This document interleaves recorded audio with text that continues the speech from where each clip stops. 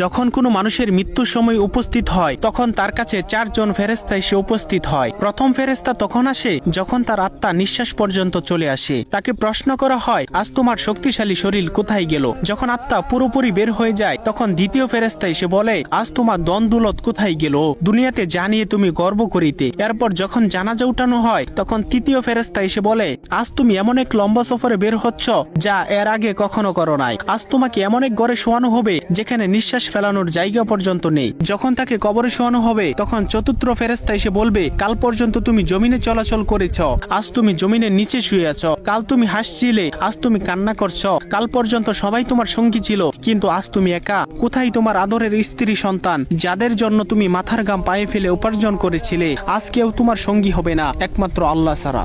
আপনি যদি আল্লাহ তাআলাকে ভালোবেসে থাকেন তাহলে ভিডিওটিতে একটি লাইক এবং চ্যানেলটি সাবস্ক্রাইব করুন এবং আল্লাহ তাআলার নামটি কমেন্টে লিখে যান।